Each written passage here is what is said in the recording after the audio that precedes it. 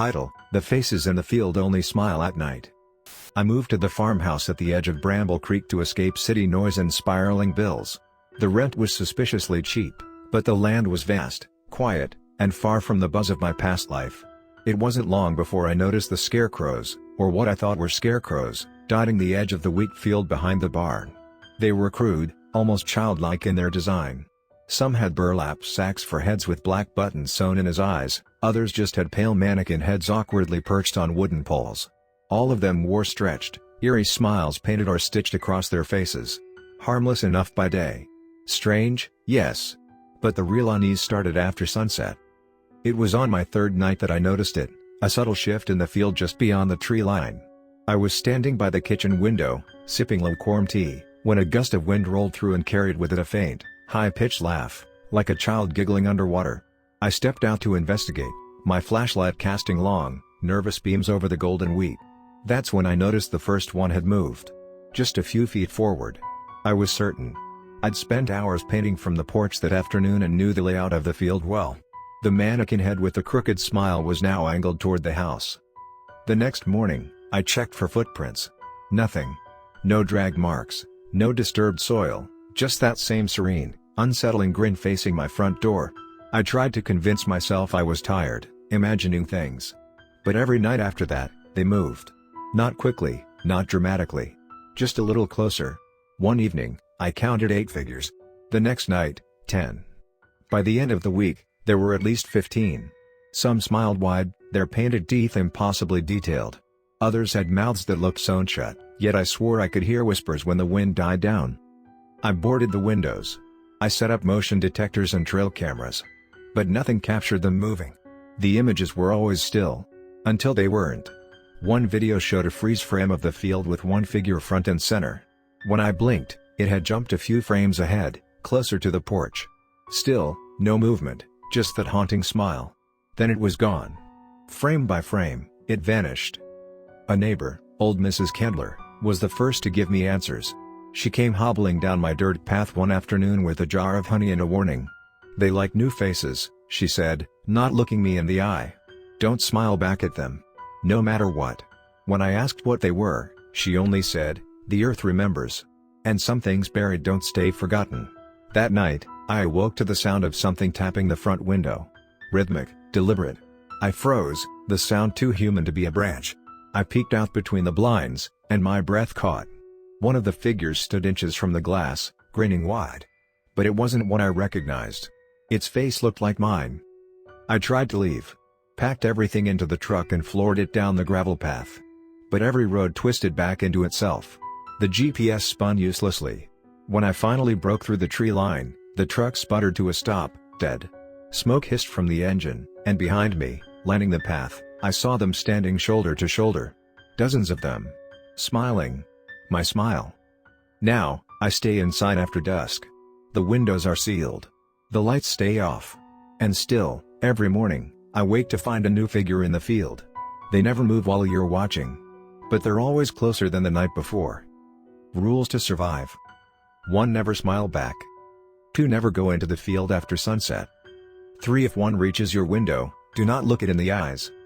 4. Don't try to leave at night. They don't like abandonment.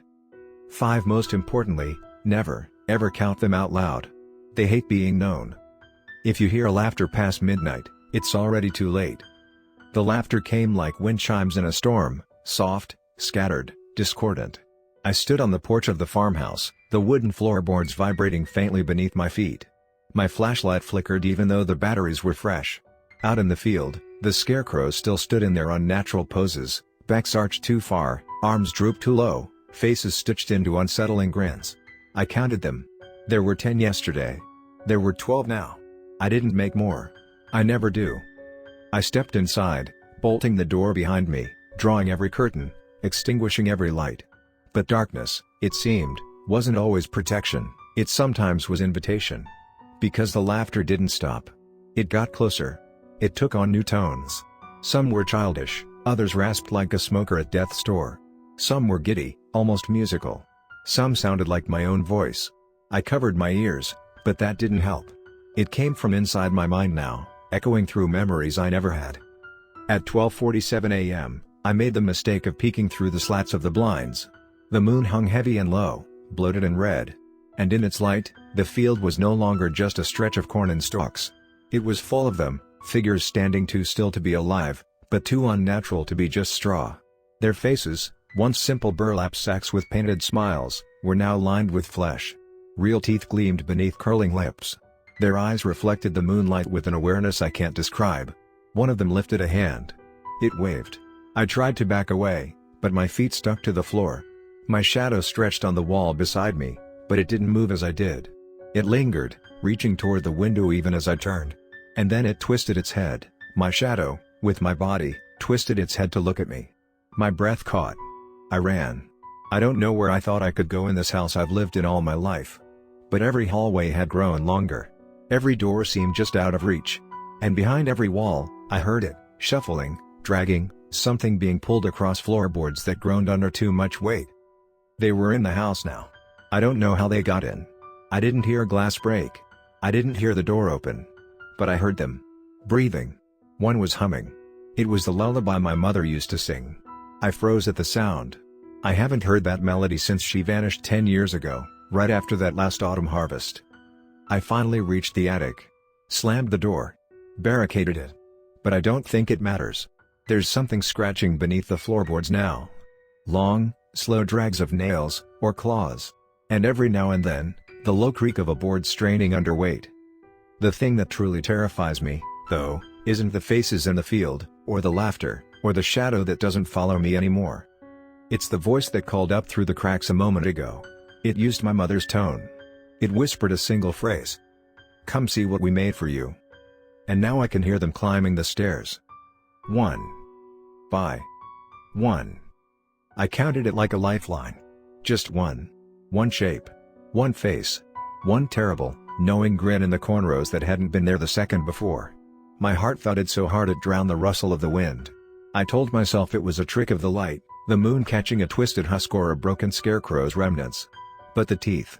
They were too white. Too real. That face didn't belong to straw or sackcloth. It blinked. I ran. Not toward the house, but deeper into the cornfield, because some part of my brain, the part that had been cracked by fear, thought the thing would expect me to run toward safety. I stumbled through rows of whispering stalks, each one brushing against me like it was trying to hold me in place. The laughter returned, distant but clear. Male and female. Low and childlike. Too many voices at once. One, they whispered. Then again. A bit closer, two. The numbers were counting me. I ducked and ran and twisted through the maze of corn, until suddenly the earth gave way under my feet. I landed in a shallow trench, a dry irrigation channel, and for a moment I lay there, listening. Silence. No laughter. No counting. Just the rasp of my breath and the metallic taste of panic.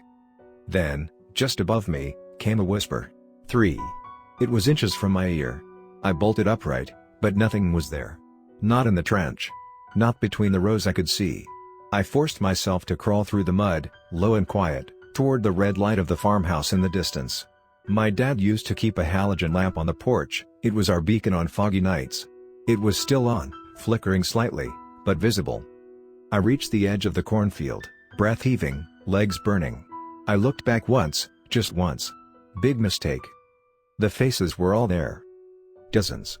Hundreds. Pale, smiling, blinking, peering out from between the stalks like theater masks frozen in glee. Not straw. Not mannequins. Real. But wrong. The way they swayed without wind. The way their mouths moved slightly, like they were chewing invisible words.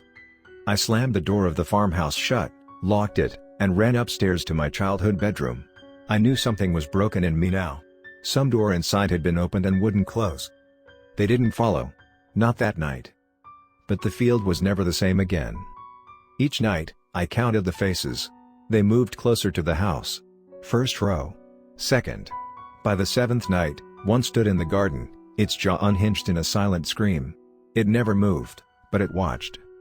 I tried to burn the field down. Gasoline. A match. The fire wouldn't catch. The corn hissed at me. Spat the flame out like it was nothing. I left that night, abandoning everything. My father's memory. My home. My past. Now I'm 3 states away, in a cramped apartment overlooking a city skyline. No cornfields. No red dirt. Just asphalt and glass. And yet, last night, I saw a stalk outside my window. Not a plant. Just the stalk. Standing in a crack in the concrete, growing through the gap between the sidewalk and my wall. And this morning, there was another beside it. And a third. I haven't seen a face yet. But I know it's coming. If you ever hear them laughing past midnight, don't move. Don't count. Because the second you hear one, the field already knows where you are. And the faces only smile. Because they're about to welcome one more. You.